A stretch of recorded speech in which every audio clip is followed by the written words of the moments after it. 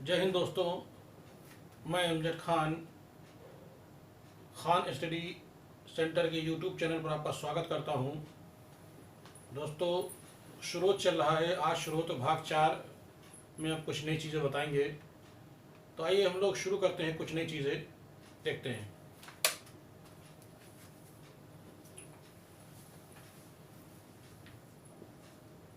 मंदिर, आज पहले बताएंगे आपको मंदिर। मंदिर किसे कहते हैं? मंदिर उसे कहते हैं जहाँ सनातन धर्म के मानने वाले लोग अर्थात हिंदू धर्म के जो लोग जिस स्थान पर जाकर के पूजा करते हैं, सामूहिक रूप से पूजा करते हैं, ऐसे स्थान को हम मंदिर कहते हैं। ध्यान दीजिए, मंदिर यानी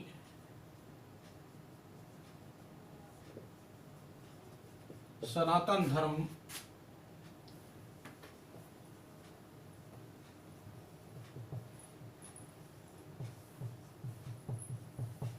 लोग जिस स्थान पर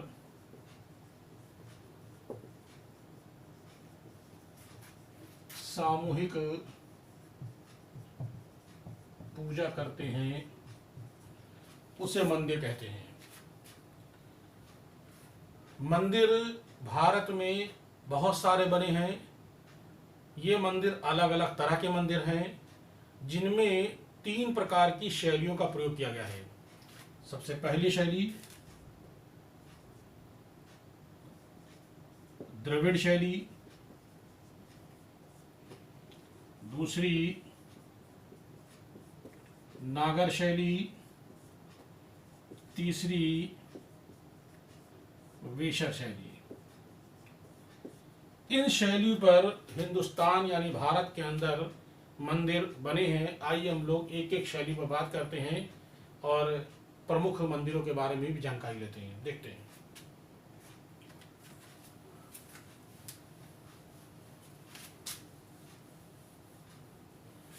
सबसे पहले हम बात करते हैं द्रविड़ शैली की।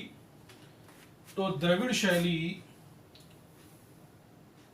शैली के मंदिर, द्रविड़ शैली दक्षिण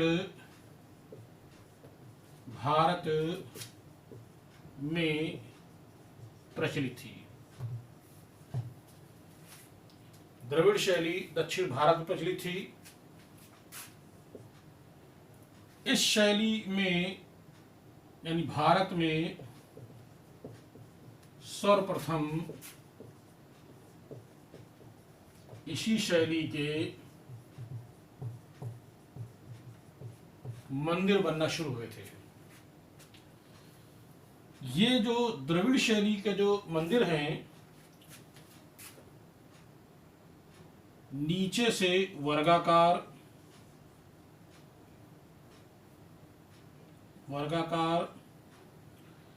और ये खंडों के रूप में इस तरह से बनाए जाते थे।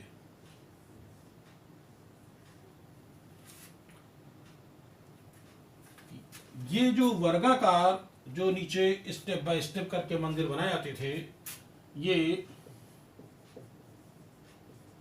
पिरामिड नुमा मंदिर होते थे। पिरामिड नुमा मंदिर होते थे।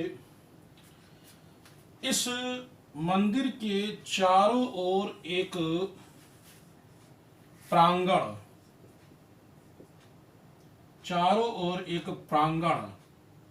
बनाया जाता था और इसके एक ओर इस पर एक द्वार होता था और इस द्वार को गोपुरम कहते थे। इस द्वार को गोपुरम यानी काफी बड़ा एक इसका आंगन होता, प्रांगण मतलब आंगन होता था। उस आंगन के बीचों बीच में एक मंदिर बना होता था, जो द्रविड़ शैली की विशेषता होती थी। इस तरह से द्रविड़ शैली के जो आने का जो द्वार होता था, मुख्य द्वार, उसको गोपुरम कहते थे। ठीक है ना। आइए देखते हैं कि इसमें क्या होता था। इसमें खास बात एक और होती थी, जो द्रविड़ शैली के जो मंदिर होते थे, इस मंदिर की एक विशेषता ये होती थी कि ये मंदिर जो होते थे वो अष्टकोणी होते थे, अष्टकोणी होते थे। यानी इनका जो अष्टकोणी इनका जो होता था वो आधार होता था। क्यों इनसे आधार होता था? देखिए स्टेप बाय स्टेप तो इस तरह से 8 कोण कम से कम बनते थे। तो फिर से एक बार ध्यान दीजिए, द्रविड़ शैली में दक्षिण भारत में प्रचलित थी। भारत में सर्वप्रथम इसी शैली के मंदिर बनना शुरू हुए थे। पिरामिड नुमा ये मंदिर जो होता था पिरामिड नुमा होता था। इसके चारों ओर एक प्रांगण, प्रांगण मतलब होता आंगन, प्रांगण मतलब आंगन, एक आंगन होता था। इसके जो द्वार होता था वो गोपुरम कहलाता था। तो ये कह लीजिए कि द्रविड़ शैली की सबसे द्रविड़ शैली की सबसे खास बात ये होती थी कि इसका जो प्रांगण काफी विशाल होता था और ऊंचे मंदिर होते थे जो अष्टकोणी होते थे। चलिए अगला हम लोग ध्यान देते हैं मंदिर कौन सा है।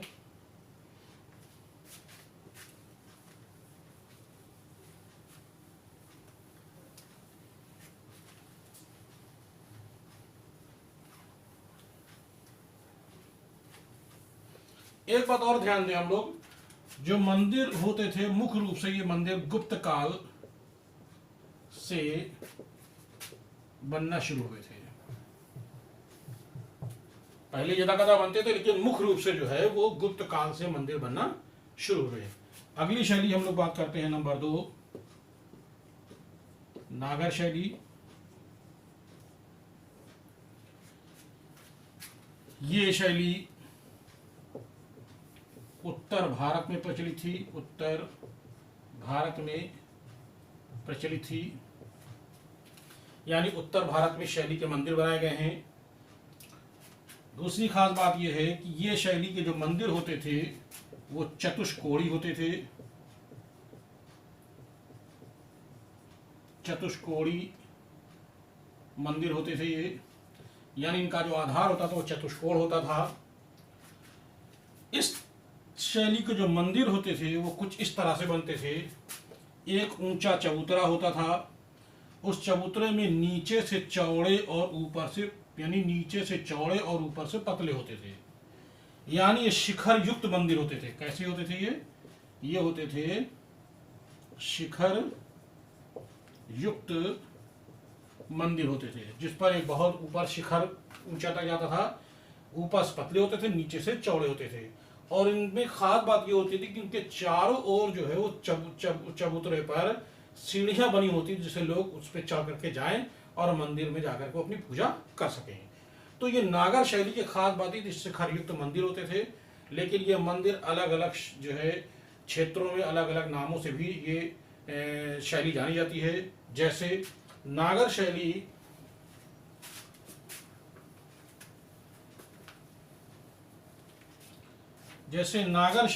उड़ीसा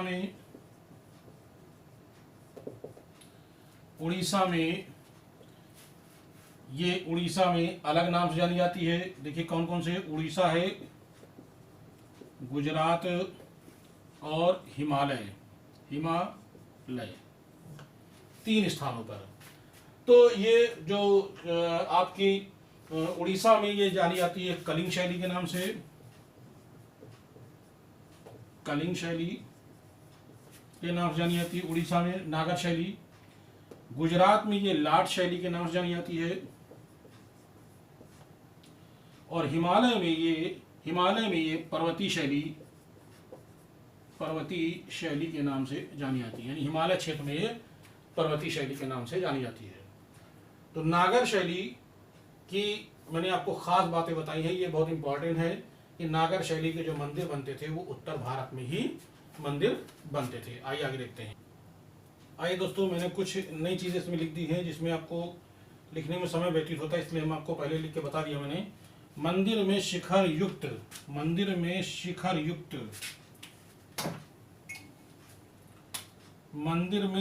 युक्त गर्भगृह मतलब होता है जहां पर मूर्ति रखी जाती है, इसको गर्भगृह कहते हैं। जो बिल्कुल जो केंद्र होता है उस केंद्र को कहते हैं देउल। क्या कहते हैं उसको? देउल कहते हैं। ध्यान रखिएगा, जो मंदिर होता है उस मंदिर का जो बीचों बीच जहां मूर्ति रखी हो तो गर्भगृह कहते हैं, उस गर्भगृह कहते हैं देउल। चलिए आगे बढ़ते हैं। मंदिर के प्रमुख देवताओं की मूर्ति जहां स्थापित की जाती है उसे गर्भगृह कहते हैं। वही मैंने अभी आपको बताया है, ठीक है ना। मंदिर में प्रमुख देवताओं की मूर्ति जहाँ स्थापित किया तो उसे गर्भगृह कहते हैं। ठीक है। अगला, मंदिर का सभागृह, जहाँ पर सभागृह टाइप की होती है उसको कहते हैं मंडप कहते हैं। क्या कहते हैं उसको? मंडप कहते हैं। मंदिर के ऊपर शिखर युक्त, जो सबसे ऊपर मंदिर का ऊपर वाला हिस्सा होता है वो कहलाता है विमान। क्या कहलाता है? विमान कहलाता है। मंदिर का शीर्ष भाग, सबसे ऊपर का जो लास्ट होता है वो कहलाता है शिखर कहलाता है। तो इस तरह से मंदिर के कुछ भाग होते हैं, इनको एक बार समझ लीजिए फिर से। मैंने आपको बताया कि गर्भगृह जो शिखर युक्त जो गर्भगृह दिखता है वहां से उसको देवल कहते हैं, जहाँ मूर्ति स्थापित कहते हैं उसे गर्भगृह कहते हैं, सभागृह को मंडप कहते हैं, और मंदिर के ऊपर शिखर जो होता है वो विमान कहलाता है, और जो सबसे शीर्ष भाग होता है वो वही शिखर कहलाता है। तो इस तरह से ये मंदिर की कुछ विशेषताएं हैं, इसको आपको याद रखना होगा। अब आइए हम लोग बात करते हैं भारत के मंदिर की। जो वैसे मंदिर बहुत सारे हैं, मंदिर नहीं बताए जा सकते हैं, लेकिन कुछ खास बात मैं आपको बताता हूँ, देखते हैं।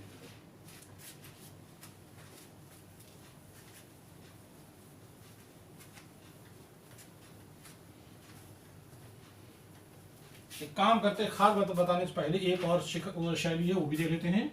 नंबर 3, वेसर शैली। क्या इस खास बात? ये जो शैली है ये नागर शैली, द्रविड़ शैली, इन दोनों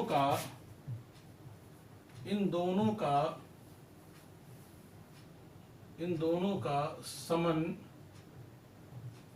समन्वय है। यानी ये कह सकते हैं कि नागर शैली और द्रविड़ शैली का जो मिला जुला रूप है वो कहलाती है बेसर शैली। दूसरी बात ये खास बात है कि बेसर शैली का जो आधार है इसका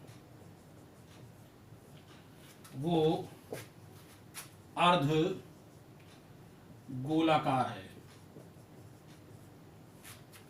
या इसको कह सकते अर्धवृत्ताकार है। इसका आधार गोलाकार कह सकते हैं या अर्धवृत्ताकार है। इस शैली को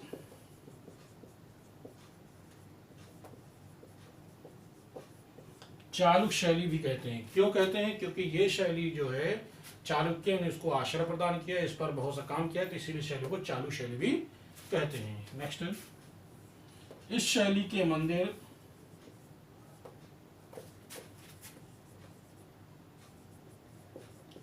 मध्य भारत में प्रचलित थे। इस शैली के मंदिर कहाँ प्रचलित थे? मध्य भारत में शैली के मंदिर प्रचलित थे, इससे वेसर शैली कहते हैं। ठीक है। तो आइए अब हम लोग कुछ मंदिरों के बारे में जानते हैं, देखते कौन कौन से मंदिर हैं। एक बात और इसकी बात खास जान लें, वेसर शैली में सर्वप्रथम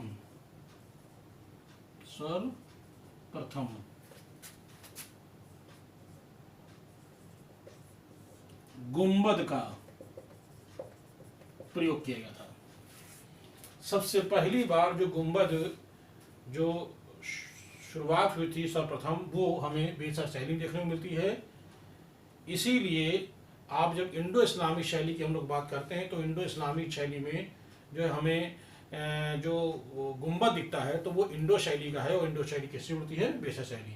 यानी 3 शैलियाँ इंडो शैली में आती हैं आपकी, एक नागर शैली, द्रविड़ शैली, वेसर शैली। तो इस तरह से अगर क्वेश्चन आता है कि सर्वप्रथम किस शैली में गुंबद बनना शुरू हुए तो आप कहोगे वेसर शैली में। चलिए आगे हम लोग देखते हैं अगला।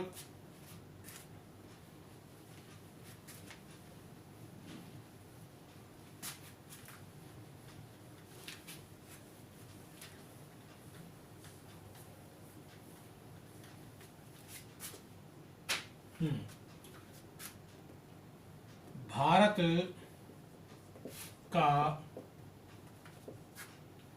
सबसे पहला मंदिर कौन सा है? तो भारत का सबसे पहला मंदिर का नाम है झंडियाल मंदिर। यह भारत में सबसे पहले बना था झंडियाल मंदिर, लेकिन वर्तमान में यह मंदिर कहाँ है? तक्षशिला में है। और तक्षशिला वाला कौन सा हिस्सा? पाकिस्तान में। ये भारत का सबसे पहला मंदिर माना जाता है, जिसको हम कहते हैं झंडियाल मंदिर, लेकिन वर्तमान में ये पाकिस्तान में है। लेकिन वर्तमान में जो मंदिर जो है वो सबसे पहला कौन सा है? तो हम कहेंगे भारत का सबसे पहला वर्तमान मंदिर, वर्तमान में मंदिर। तो वर्तमान में मंदिर कौन सा है? मुंडेश्वरी देवी, मुंडेश्वरी देवी मंदिर। ये वर्तमान में भारत का सबसे पहला मंदिर माना जाएगा। अगर ऐसे देखेंगे तो कहेंगे भारत का ये दूसरा मंदिर है, लेकिन अगर वर्तमान की बात करें कि भारत में कौन सा सबसे पहला मंदिर है तो कहेंगे मुंडेश्वरी देवी। लेकिन अगर उस हिसाब से देखेंगे तो ये पहला ये हो जाएगा, दूसरा ये हो जाएगा। तो मुंडेश्वरी देवी जो मंदिर है ये बिहार के खास बात ध्यान रखिएगा, बिहार के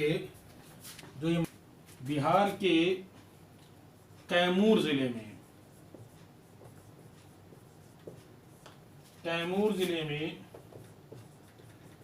भगवानपुर में एक पहाड़ी है, उस पहाड़ी का नाम है पावरा पहाड़ी पर। ये 608 फीट ऊंची पहाड़ी पर ये मंदिर स्थापित है, जो वर्तमान में मुंडेश्वरी देवी का मंदिर कह सकते हैं। लेकिन भारत का सबसे पहला अगर पूछा जाएगा जो बना कौन, तो ये कहेंगे भारत का सबसे पहला मंदिर झंडियाल मंदिर है, लेकिन दूसरा कहेंगे मुंडेश्वरी। लेकिन वर्तमान में कौन इस वक्त है? तो मुंडेश्वरी देवी मंदिर माना जाएगा। ठीक है दोस्तों, चलिए आगे देखते हैं। भारत का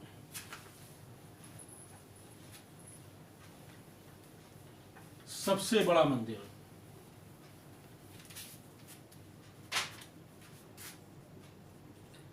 भारत का सबसे बड़ा मंदिर, भारत का जो सबसे बड़ा मंदिर है वो मंदिर का नाम है श्री रंगम मंदिर। इसको श्रीरंगा भी कहते हैं। श्रीरंगम मंदिर या श्रीरंगा मंदिर, ये वर्तमान में ये मंदिर तमिलनाडु के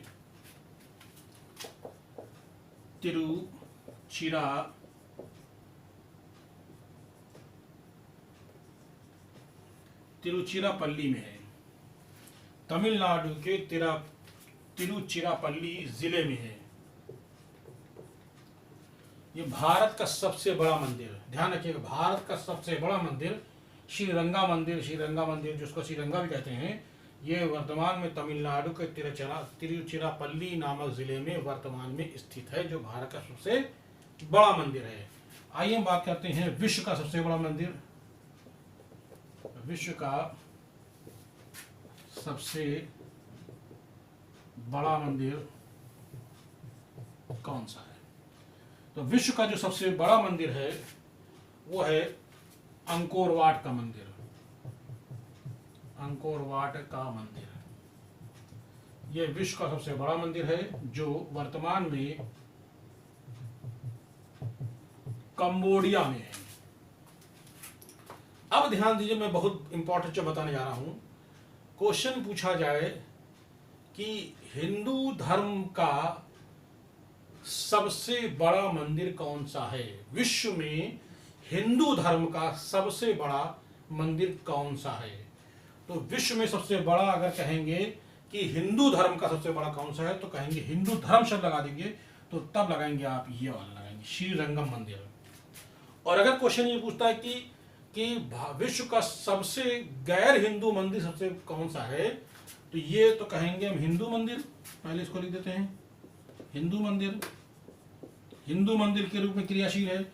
और विश्व का सबसे बड़ा गैर हिंदू मंदिर अगर ये कहा जाए, गैर हिंदू मंदिर, तो कहेंगे हम अंकोर वाट का मंदिर है। लेकिन अगर ऐसे सीधा सीधा पूछेंगे कि भारत विश्व का सबसे बड़ा मंदिर कौन सा है, तब कहेंगे अंकोर वाट मंदिर है। पूछेगा भारत का सबसे बड़ा कौन सा मंदिर, तो कहेंगे आप सीधे श्रीरंगम मंदिर। लेकिन ध्यान रखिएगा दोस्तों, अगर पूछा जाएगा कि हिंदू धर्म का क्वेश्चन, ये ध्यान रखिएगा, हिंदू धर्म यानी हिंदू धर्म की क्रियाशील वाला सबसे बड़ा मंदिर विश्व का कौन सा है, तब आप अंकोर वाट नहीं लगाओगे, तब लगाओगे श्रीरंगम मंदिर, जो तमिलनाडु के तिरुचिरापल्ली जिले में स्थित है। ठीक है, तो आगे ध्यान दीजिए। तो दोस्तों मैंने बताया कि ये आपके मंदिर हैं, वैसे बहुत सारे मंदिर हैं, जैसे भीतरगांव का मंदिर कानपुर में, ये ईंटों द्वारा बनवाया गया पहला मंदिर मानते हैं। ऐसे और बहुत सारे मंदिर हैं, जैसे तेली का मंदिर जो आपका मध्य प्रदेश में है। तो ऐसे बहुत सारे मंदिर हैं, जब आपको आगे जब पढ़ाएंगे तो मंदिरों के बारे में बताएंगे। अभी तो हमने आपको केवल स्रोत बेसिक चीज़ आपको बता रहे हैं। तो दोस्तों मेरा इस वीडियो को आप लोग लाइक करिए, सब्सक्राइब करिए, जिससे आपको और आगे भी वीडियो मिलते रहे। जय